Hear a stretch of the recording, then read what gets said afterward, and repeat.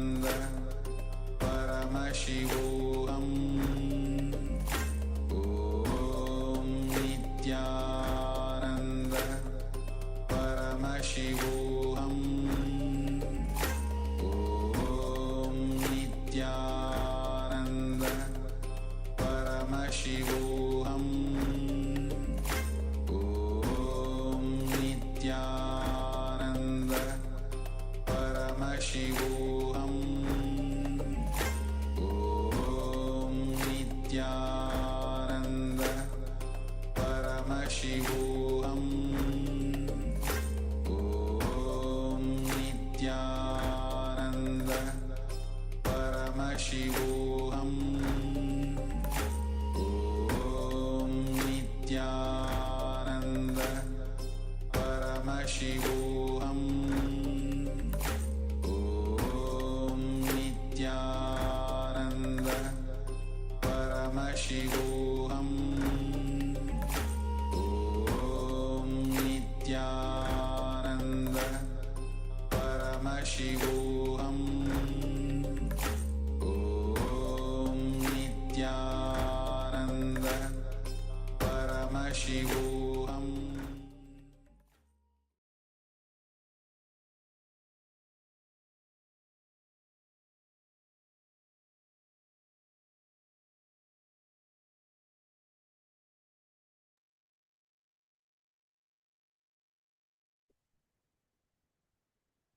Yes. Now take the second measurement and compare the body temperature of your partner with the previous measurement, and let us know by how much the body temperature has shifted. Has it decreased or has it maybe even increased in this round of the power manifestation?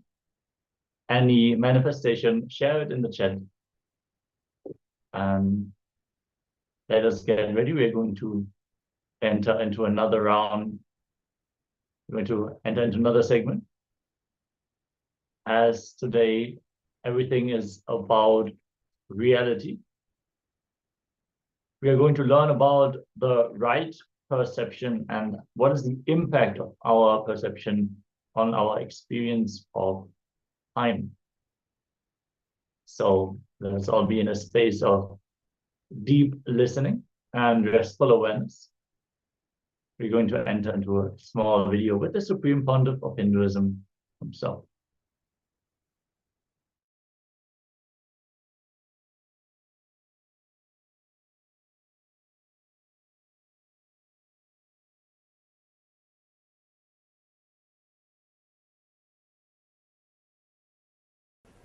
Here, Patanjali is expressing beautifully. First, he is talking about right knowledge. Understand what is right knowledge. Pratyaksha, Anumana, Agamaha. It's a beautiful word. Pramanani, Pratyaksha, Anumana, Agamaha, Pramanani.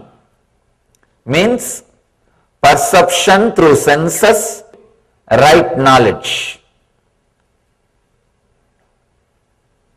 It's very difficult to translate the Sanskrit words like agama, pramana. That is why I am using a book which has 12 translations. And I have my own translation. See, each master has translated this aphorism from his understanding. So he has compiled 12 translations which can really give the complete or a comprehensive idea about how the sutras are perceived, understood. So I have my own translation. Apart from that, I refer all these 12 translations. So that whichever suits or whichever is more close to the original sutra, I am trying to use that translation.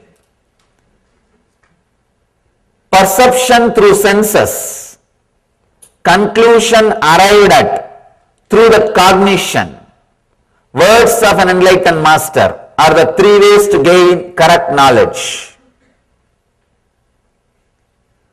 Perception through senses, please understand, it means your senses should be pure and fresh, not the perverted senses. If your senses are tired, overworked, overwhelmed, it cannot give you the right perception. If your senses are tired, the moment somebody enters the room, you will feel he is going to fight with you. If you are tired, you will always be expecting enemies. If you are alive, fresh, even your enemies will look like challenges for you. They won't look like enemies. You will feel, it's life, let's live. If you are tired, if you are feeling dull, even your friend will look like enemy. When he enters, oh God, I have to talk to him. I have to entertain him. He will not leave me. He will be inquiring, how am I?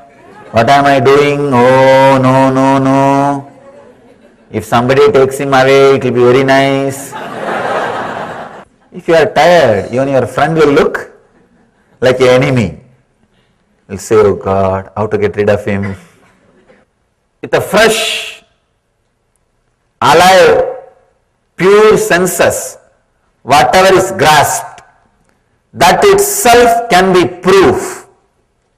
The three things to measure whether something is truth, right knowledge or not. First, through senses, sensory perceptions. Second, conclusions arrived at through that cognition, through that senses. When you perceive through senses, you analyze the data inside you and come to the conclusion. That is what we call cognition. Receiving the information, processing it, coming to conclusion, taking a decision. That cognition can be the scale whether what you have is the right knowledge or the wrong knowledge. That cognition can also be the scale for pramana, proof of right knowledge. For example, if you are seeing me here, seeing is one proof, and receiving this information, internally coming to the conclusion, yes, I know him, I have heard him, I have experienced him. That is also source of right knowledge. The third important thing, very powerful thing, I think this is an important point. He says, Patanjali says, the words of an enlightened master is the third source of correct knowledge. Means, all the words of an enlightened master, whether you perceive it with your senses or not, whether you cognize it through your mind or not, it's the right knowledge.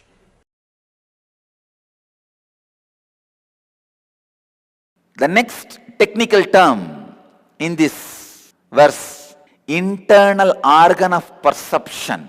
I just started defining few words. Emotion, the energy which gets converted as excitement and makes the motion happen in you is emotion. Joy, the small vacation you give for yourself after continuous natural torture you do to yourself. Pain, the payment you give for being in is pain. First, like when you learn any subject, how you are given a dictionary. When you learn English, you are given English dictionary. When you learn Tamil, you are given a Tamil dictionary. When you learn Sanskrit, you are given a Sanskrit dictionary. Same way, when you learn life, you should be given life dictionary. Where is life dictionary? Internal organ of perception is the spark came out of your life source, making organs alive and perceive, process information. Understand this example. A heap of rice after digestion. A fly is continuously sitting between these two. The rice after digestion is your organs. The heap of rice is your self, means the cosmic self, life source. This bee which is moving continuously makes this heap of rice after digestion feel it has life. That is internal organ of perception. Because this fly is moving so fast between these two, this heap also starts feeling, I am also alive. I am also being eaten by somebody. But actually that heap is not being eaten by the bee. Heap is getting spoiled by the bee constantly sitting here after sitting there. If continuously it is sitting here, there, what happened? Whatever is stuck in his leg, it will come here. After 100 times, this whole heap of rice will look little yellowish. Now, unless visually I describe, how will you understand? That bee is internal organ of perception, what we call chakshu, when it sits on the eyes. We call it shrotra, when it sits on the ears. We call it grana, when it sits on the nose. We call it sparsha, when the bee sits on the touch. Chakshu, shrotra, jihva. We call it jihva, when it sits on the mouth. That is internal organ of perception. And the intelligence, this is a key term. Intelligence is constantly remembering the internal organ of perception does not have individual existence even though it claims to be having, is intelligence. Knowing that the feeling of your doership is not a solid experience, it is a simple When you know this, you will always carry the light mood in the life. The energy circuit. That energy circuit gets alive when your whole body laughs, when you are just laughing. The fellows who are laughing around will not be fooling around. If you are fooling around, you will not be able to be laughing around. Intelligence is the non-trust on the internal organ of perception, not trusting the internal organ of perception as the ultimate minister, advisor, counselor, not trusting the advice, counseling given to you by the internal organ of perception as ultimate is intelligence. Now, I have given you the definition of all the three technical terms. Understand the sacred secret from this verse. Sense organs, the internal organ of perception, and the intelligence are said to be the seat of this insatiable, all-consuming desire.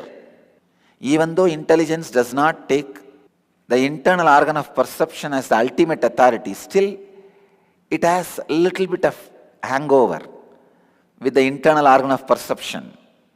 These three are the foundation on which all these insatiable desires, all-consuming desire pattern, I am not enough, is built. The embodied being, poor you, with his understanding leading to repetition of birth and death is bewildered. When you have the understanding, the internal organ of perception has more power than perceiving, your doership, the false doership, as a real individuality. When you believe that, you are led to the repetition of birth and death and bewildered.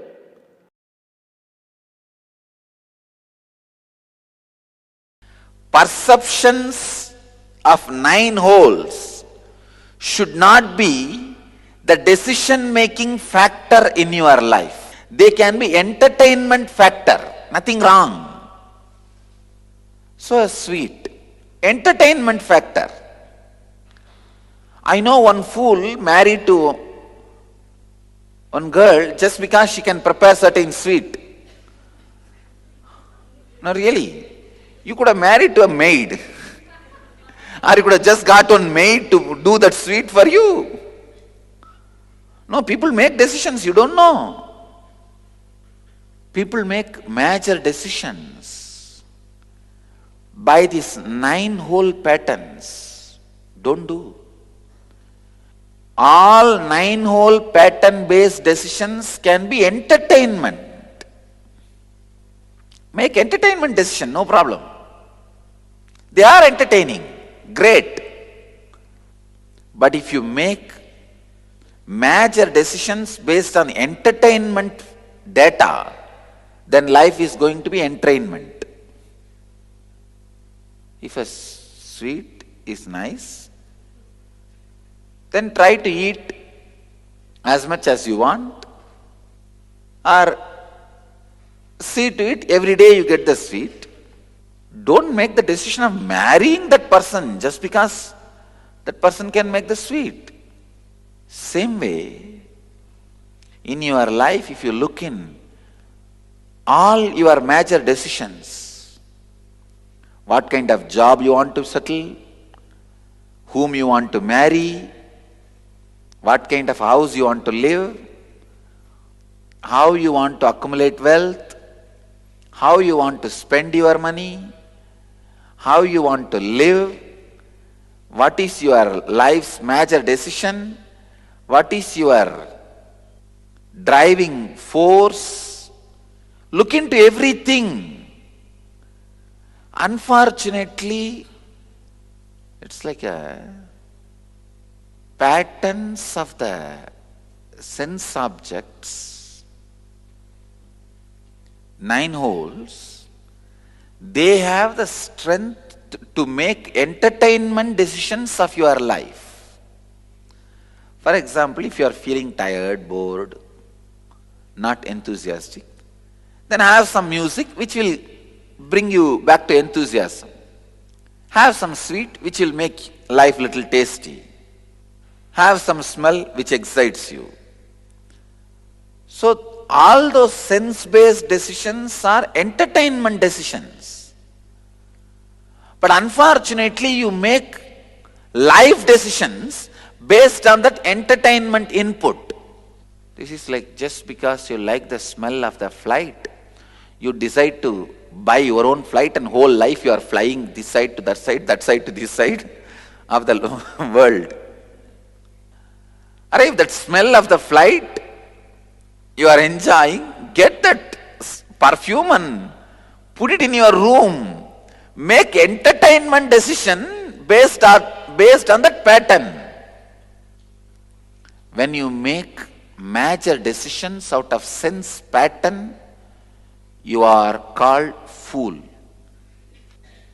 Every year, one day is dedicated for you, April 1st.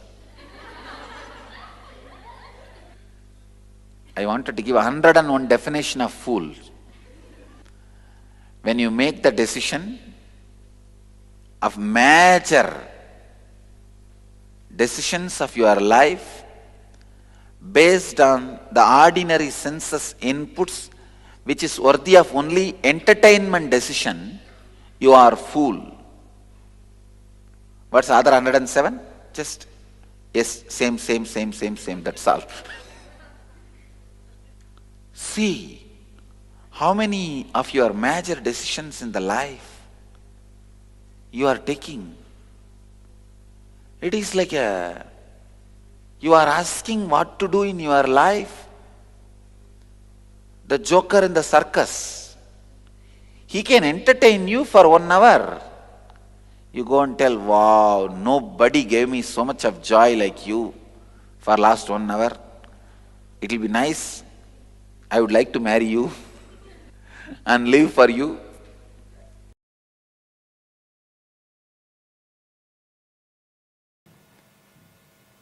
People tend to tell me, I don't have time.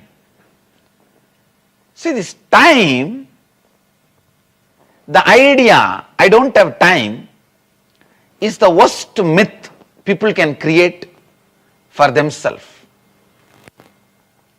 Everyone has 24 hours. People tell me, no, I don't have time for meditation, I don't have time for inner awakening, I don't have time for spirituality, I don't have time for all these things.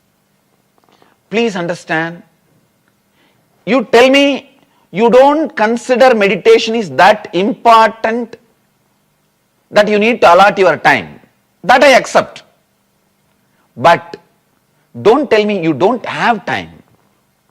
Everyone has same 24 hours.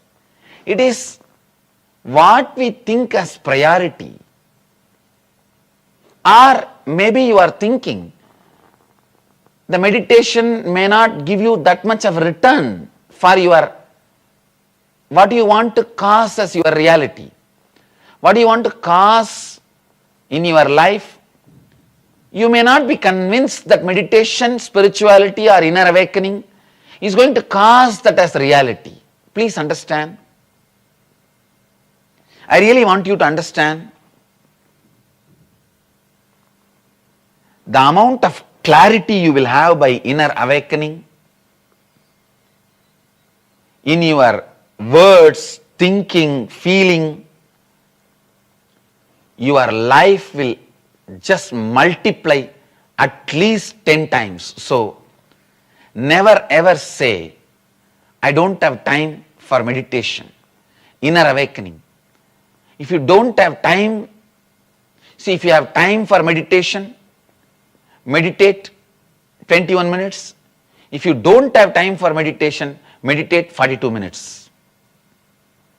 That's all you need. Please understand. It is like saying, oh, I can't eat medicine because I am sick. Because you are sick, you have to take medicine. Because you feel you don't have time, you have to meditate. Because the idea I don't have time is one of the mythical pattern. It's one of the myth, false pattern, self-destructing pattern you carry. If you say you don't have time for inner awakening, I guarantee for any new thing in your life, you will say the same reason, I don't have time, and you will avoid all the new possibility in your life. I have seen people who avoid all new possibilities in their life in the name of I don't have time with that pattern. Then after some time, they have their whole life in front of them and they don't know what to do. Having the life in front of you and don't know what to do is what I call killing the time. When you try to kill the time, please understand, time will kill you. When you try to kill the time, what happens to you is laziness. When time tries to kill you, what happens to you is depression. This don't have the time is one of the self-destructive pattern, self-shrinking pattern you need to break. Then people say, oh, this meditation, inner awakening, all this doesn't work for me. I am too old to change. My life is already built on certain ideas. I don't think I can change. Please understand, 1,000 years of darkness does not mean the room can never be lit. The room might have been 1,000 years dark, but one candle is enough to make the room lit. Because so many years you had certain patterns does not mean you can't change. You have not even started working on it. How can you expect? How can you come to the conclusion? It doesn't work. People tell me, oh, all this inner awakening, all this works for others, but not for me. This is what I call a deep self-doubt. You can't believe something great can happen to you. A deep self-denial. Any great possibility, the moment it comes near you, the chances, the moment it comes near you, because you cannot believe it is really possible for you, you act, react the same way as if it is not going to happen to you. It is not for you.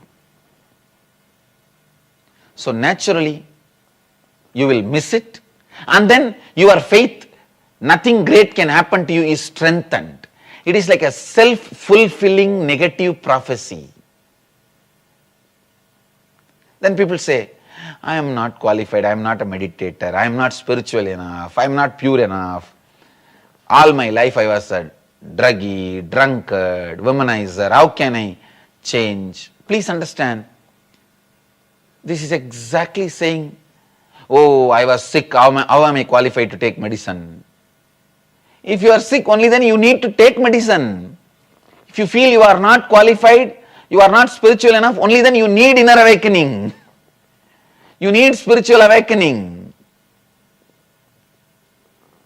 And the peak is their self-doubt, self-hatred, self-denial. They try to project it on me also. They ask, why is Swamiji doing all these programs and helping people? What must be the purpose? Please understand, with all my integrity and authenticity, I am very clear. When I enrich more and more people, cause enlightenment to more and more people, I feel I am enriched. I am enjoying it. Bliss, when you share, it grows. Suffering, when you share, it reduces. Sometimes people are afraid of too many changes. They feel, no. If I take up spirituality as a solution for my problems, inner awakening as a solution for my problems, too many changes may happen in the life. Please understand, I tell you again and again, inner awakening is not changing your actions, it is changing your perceptions. It is not changing, adding or deleting some actions. It is changing your decisions about you, changing your perceptions about you, changing how you feel about you, how you feel about others. All these doubts, what I call self-doubt, self-hatred, self-denial. If you think, how can I transform? Self-doubt. If you think, I am not qualified for transformation, self-hatred. If you think, transformation cannot happen to me, self-denial. SDHD, I call it, self-doubt, hatred, denial. Get out of your SDHD. That's the first step for inner awakening. First step for inner awakening is get out of your SDHD.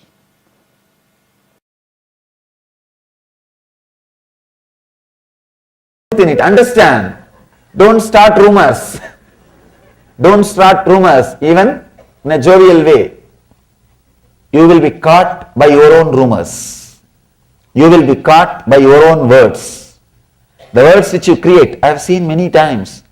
People casually create simple words in the relationships. They very casually create simple words. He is bad. He is torturing me. Very simple words for no reason.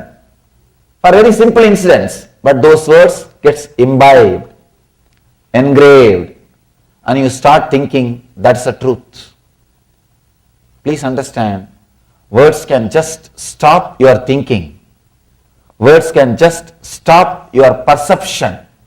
Words can just stop your conscious flow.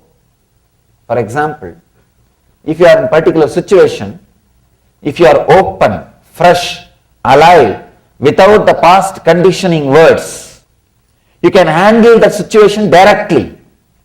You can live that situation directly. You can experiment with that situation directly.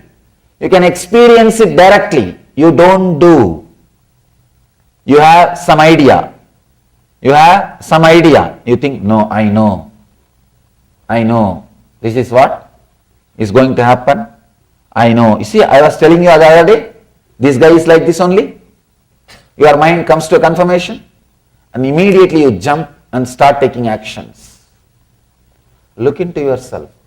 All your suffering, I can say capital letter ALL, all your suffering is just with this one problem, carrying, interpreting based on the past conditioning leads to misconception or wrong understanding. Wrong understanding means wrong decisions, suffering. You can see in your life. You don't wait till the situation comes in front of you. You take your own decisions, your own ideas. Mind becomes chaos. Mind becomes chaos, completely confused. With the past engrams, you go on and on and on interpreting, create problems. Actually, many times you can see, by the time you create a whole problem in your imagination and be ready with all the weapons to attack the other person, he comes, when he starts talking to you, suddenly you realize, oh God, there is no problem at all. He did not even think about it as a problem. Here you are waiting with a high BP, with all the weapons. If he utters that word, I will utter this word. If he talks that word, I will talk this word. If he says that word, I will say this word. If he brings up that argument, I will bring this argument. You are ready with all the arguments, weapons. That guy makes the whole thing simple. Suddenly you feel empty. But now you feel, what is this? How can this be? I have prepared so much. All this preparation has become waste. You start the fight. Because you don't want to feel that you wasted so much time preparing for the fight. You can see this many times in your life. With your spouse you can see. You can see by the time she or he comes back from the office, you are ready with all your arguments. Sometimes you even start taking notes on the refrigerator. There will be white paper and these guys take all the notes not to miss the points. You are ready with all the arguments. But when the other person comes back, he doesn't even remember the whole fight. Doesn't even remember the subject. But what to do now? It is too much for you. You cannot leave what you prepared. Now whatever you prepared, you have to express it. You start. That's the way life goes on. Understand? Our judgment based on generalization, we need to understand an important truth. We think in a generalized way, but we live in a localized way. Our day-to-day life is dealing with one person, one situation, but your mind always generalizes. Always generalizes. I have seen many times. People have their own weird ideas, weird opinions, weird concepts. It is just impossible. Small story. One guy goes to a psychiatrist.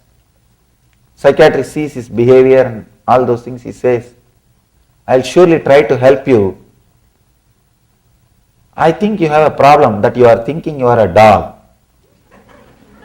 That guy says, yes, small dog with a black and brown patches. Don't you see me? Doctor says, don't worry. I'll try to help you. Can you first lie down first in that couch? I'll see and try to find out the root cause of the problem. That guy says, no, I cannot do that. Doctor asks, why? No, I am not allowed up in the furnitures. Understand? If you are convinced about something, you are too strong. Instead of going to the roots of the problem, you go on, hold on to the surface. You hold on to the surface. You know, if you go to the root, the problem may disappear. But the problem is your companion. You may feel lonely. If you don't have anything to worry, suddenly just think. Suddenly if all the worry from you is taken away, what will happen to your life? You will feel empty. Alone. Lonely. I think that will become a big worry. That will become a big worry. So you don't want to look into the roots of the problem.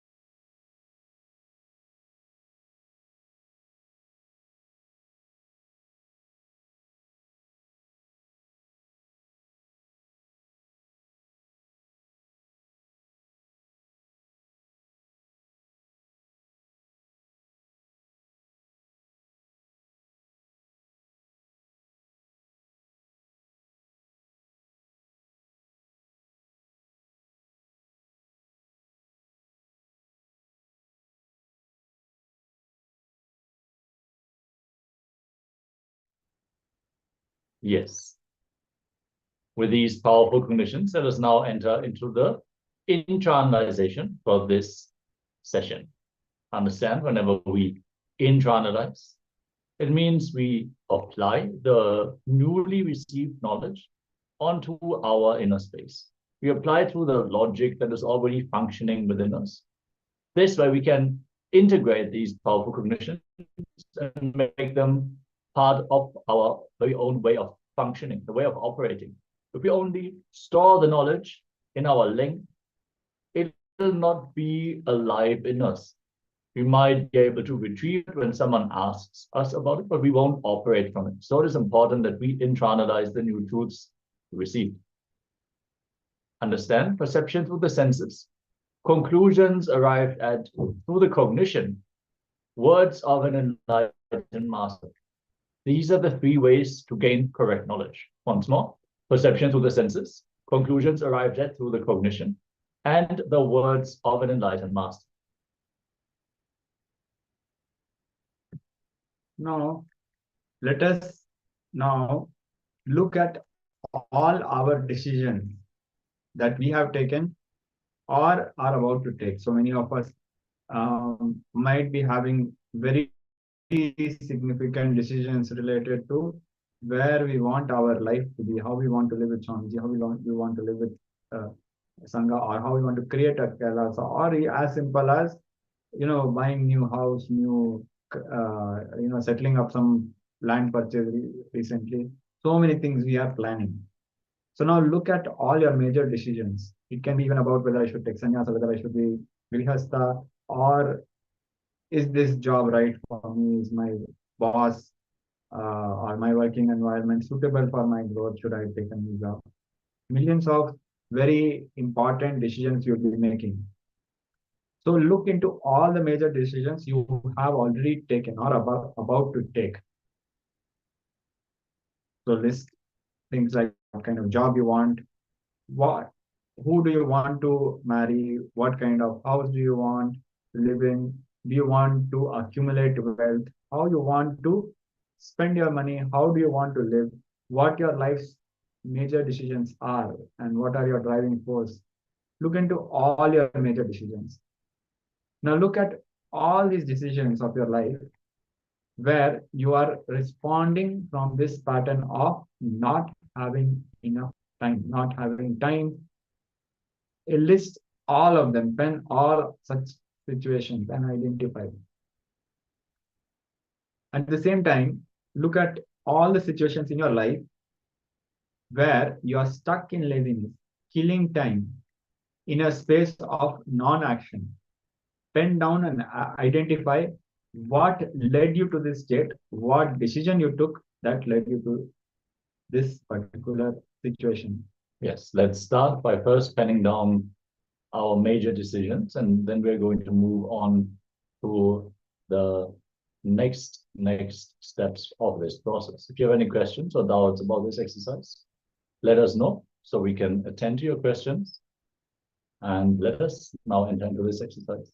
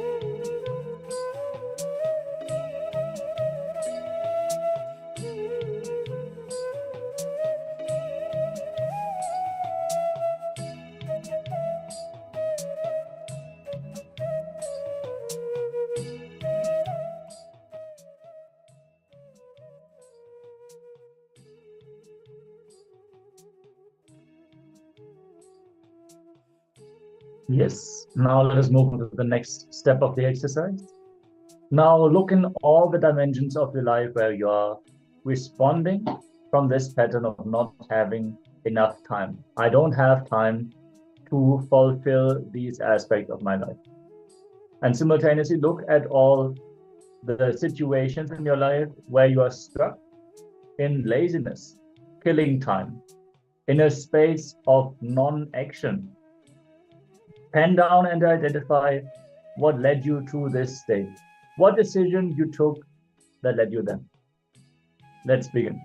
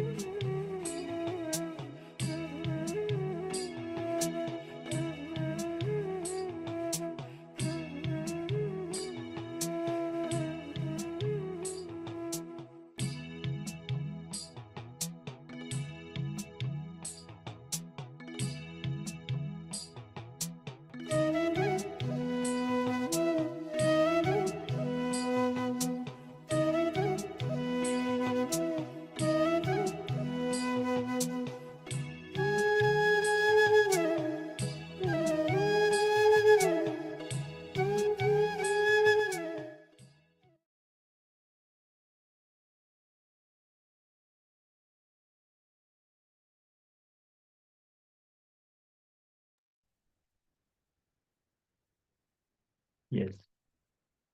From this space of completion, let us now move on to the next round of today's power manifestation. Once more, we are going to manifest the power of changing the temperature.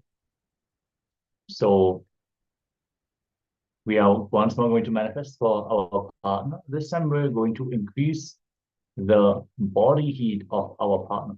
So connect to a partner and explain them a little bit about the science of power manifestation and that you have been initiated into manifesting this power, and then connect to Swamiji from the space of oneness.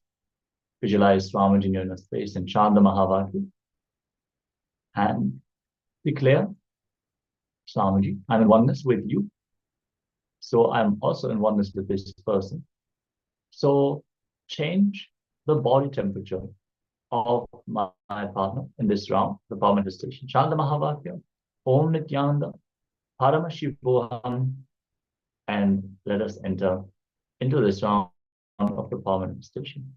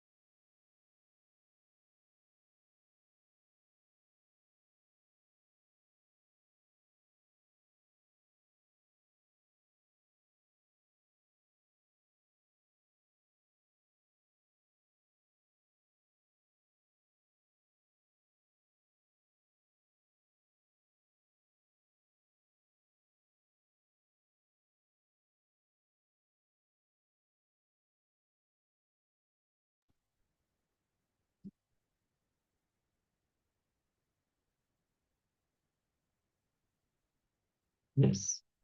With this, let us now verify the heat, the body temperature of the partner. You see, some of the participants have already shared their power manifestation results in the chat. Congratulations for manifesting this power successfully. And let us now get ready to receive the darshan of the Supreme Pontiff of Hinduism. Since the darshan preparations are already going on, let us all be seated, all be on camera, and get ready to receive today's Power Samadhi darshan of the Supreme Pontiff of Hinduism, and come back after the darshan for the continued Acharya sessions of today's Paramashivoham Level-2. Thank you all, Nithyananda. Dancing, that is why in Kailasa, Kirtan is a part of our lifestyle. Every day, jumping and dancing, singing and dancing in the devotion, doing the kirtans. Your whole being will automatically feel like that because of that love. Actually, any of you that are wanting to experience will now post the form for all of you in the chat. I request all of you to make sure you're filling up this form